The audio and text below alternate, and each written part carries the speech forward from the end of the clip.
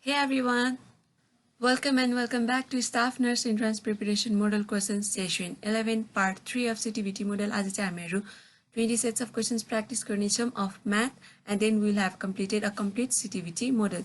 So if you haven't watched previous sessions, you can check it out from the link given in the description box, and also don't forget to check out the link regarding details on entrance exam to know the question pattern. Besides that, do hit that subscribe button and let's get started. If NU equals to 20 and A equals to 10 and B equals to 8 and A intersection B equals to 16, then find NA union B complement. NU चाहिँ 20 छ अरे, NA 10 छ अरे, and B 8 छ अरे, and A intersection B 16 छ भने NA union B complement चाहिँ what भनेको छ. NA union B भनेको के हो त? NA plus NB minus NA intersection B. त्यो भनेको 10 plus 8 minus 16 equals to 2. भनेपछि NA union B complement भनेको के हो? NU minus NA union B. U भनेको 20 minus NA union B भनेको 2 equals to 18.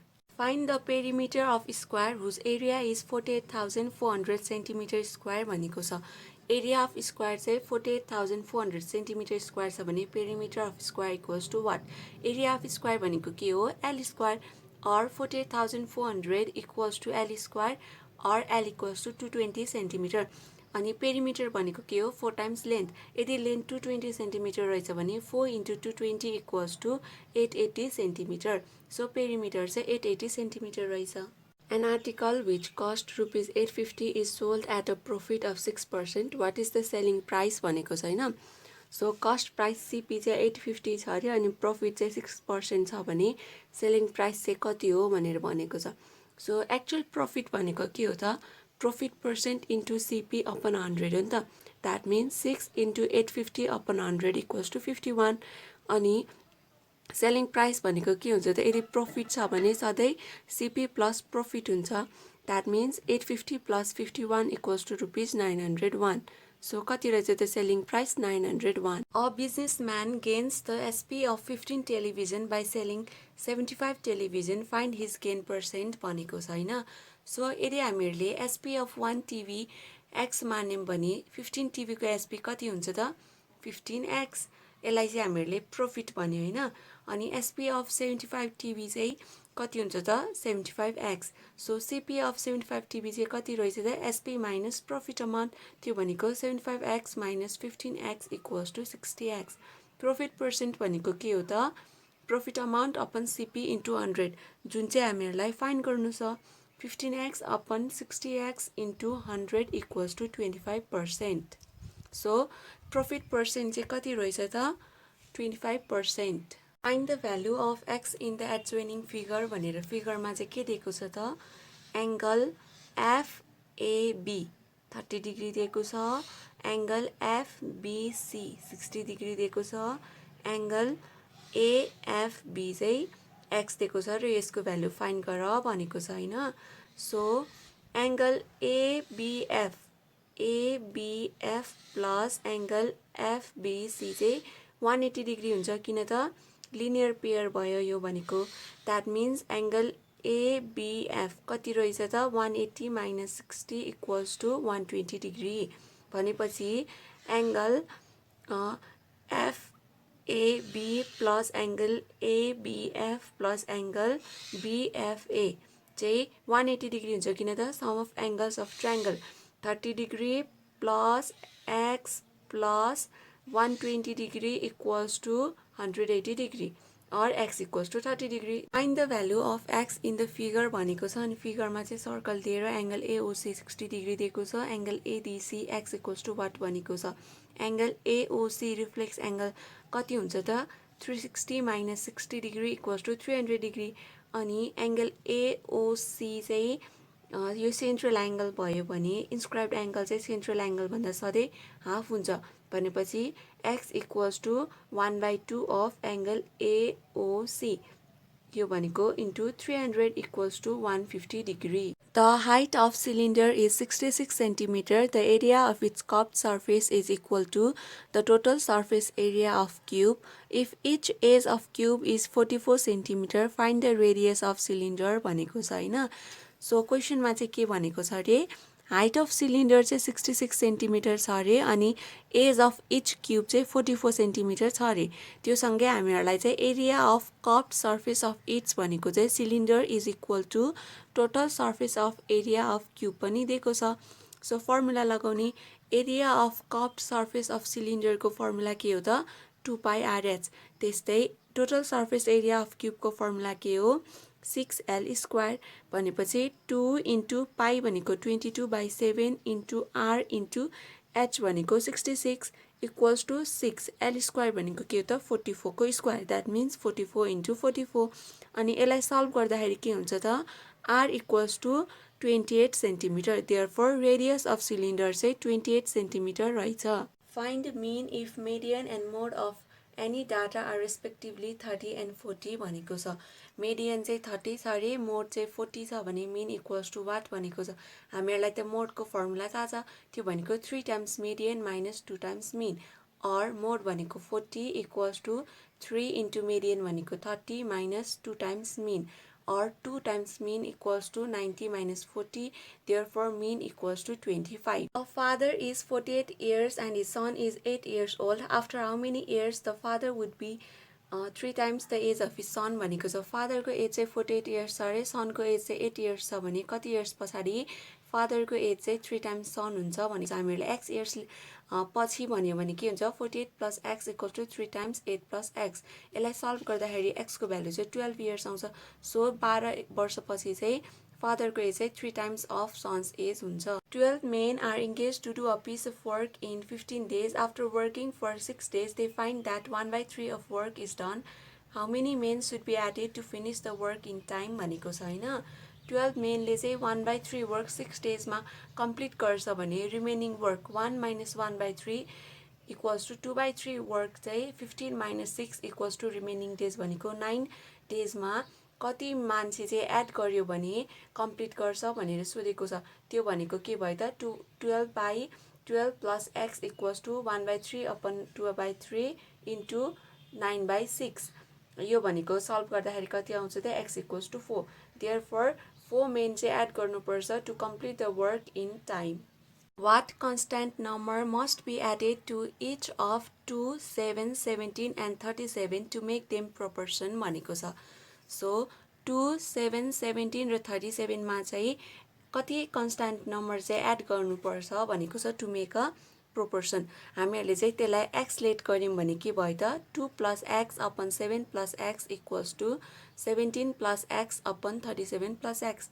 यसलाई सल्भ गर्दाखेरि के आउँछ त x equals to 45 upon 13 equals to 3। So constant number चाहिँ 3 एड गर्नुपर्छ टु मेक 2, 7, 17 र 37 चाहिँ proportion. In circle, AC and BD are diameters and angle CAD equals to 55 degree. Find angle BDC भनेको छ। AC र BD चाहिँ diameter हो अनि एंगल CAD चाहिँ 55 डिग्री हो भने angle BDC equals to what भनेको छ। एंगल CAD चाहिँ इक्वल हुन्छ एंगल CBD किन त एंगल्स एट सेम आर्क, त्यही भएर एंगल CBD 55 डिग्री रहेछ अनि एंगल BCD 90 डिग्री हुन्छ किन त एंगल्स एट डायमिटर के हुन्छ 90 डिग्री हुन्छ। त्यही भएर angle CBD plus angle BDC plus angle DCB चाहिँ 180 डिग्री हुन्छ। यो त sum of angles of triangle भयो।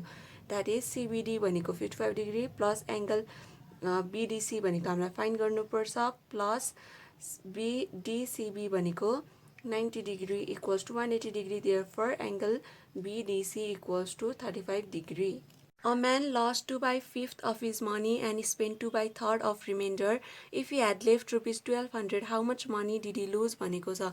यदि हामीहरूले उसँग भएको अमाउन्टलाई चाहिँ x मान्यौं भने लस्ट अमाउन्ट भनेको कति रहेछ त 2x/5 अनि रिमेनिङ अमाउन्ट भनेको चाहिँ x minus 2x/5 equals to 3x/5 अनि उले यही रिमेनिङ अमाउन्टमै 2/3 अमाउन्ट चाहिँ स्पेन्ड गर्यो भनेपछि 2/3 into 3x/5 equals to 2x/5 भनेपछि कति रहेछ त स्पेन्ड गरेपछि remaining amount 3x/5 minus 2x/5 यो भनेको x/5 अनि हामीहरूलाई चाहिँ कति बाँकी छ भनेको छ त 1200 भनेपछि 1200 equals to x/5 or x equals to 6000।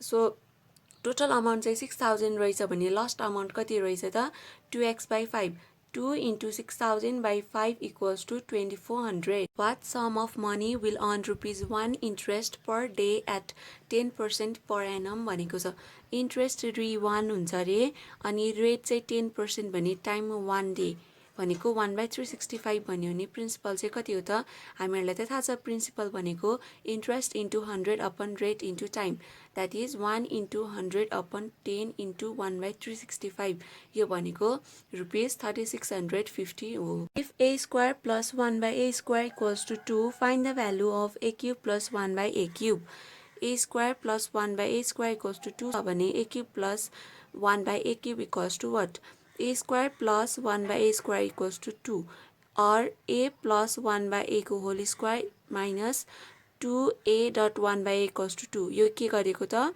a square plus b square को फर्मुला युज गरेको यसलाई सल्भ गर्दाखेरि कति आउँछ a plus 1/a equals to 2 अब a cube plus 1/a cube भनेको के हो त यसमा चाहिँ हामीहरूले a cube plus b cube को फर्मुला लाग्यो त्यही भएर a plus 1/a को whole cube minus 3a dot 1/a ब्र्याकेटमा a plus 1/a अनि यसमा यो रिप्लेस गरेको that means a plus 1/a भनेको 2 को होल क्यूब माइनस 3a काट्यो a plus 1/a भनेको 2 that is 8 minus 6 equals to 2.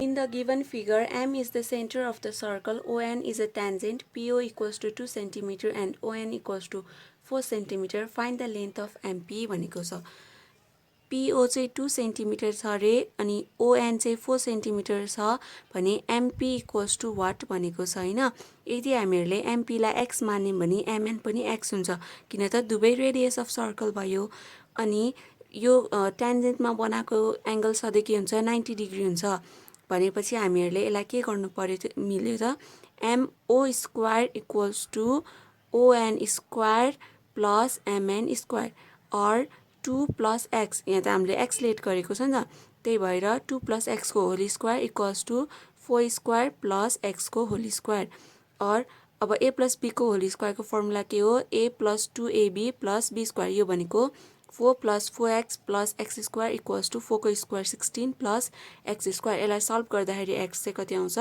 3 centimetre भनेपछि MP कति रहेछ त 3 सेन्टिमिटर If 5 dot 2 को power x equals to 40 then the value of x is भनेको छ हैन 5 dot 2 को power x equals to 40 छ भने x equals to what 5 dot 2 को power x dot भनेको into equals to 40 or 2 को power x equals to 40 by 5 or 2 को power x equals to 8 8 भनेको 2 को power क्यूब हो therefore 2 को power x equals to 2 को power cube base सेम भएपछि power पनि इक्वल हुन्छ that is x equals to 3 The LCM of 4x square minus 100 and 4x plus 20 is भनेर दिएको छ फर्स्ट एक्सप्रेसन चाहिँ 4x square minus 100 छ यो भनेको 4 कमन लियो भने x square minus 25 बाँकी रहन्छ 4 को 4x square minus 25 भनेको के हो x plus 5 x minus 5 second एक्सप्रेसनमा के दिएको छ 4x plus 20 यो भनेको के हो 4 कमन x plus 5 LCM भनेको के हो लोएस्ट कमन मल्टिपल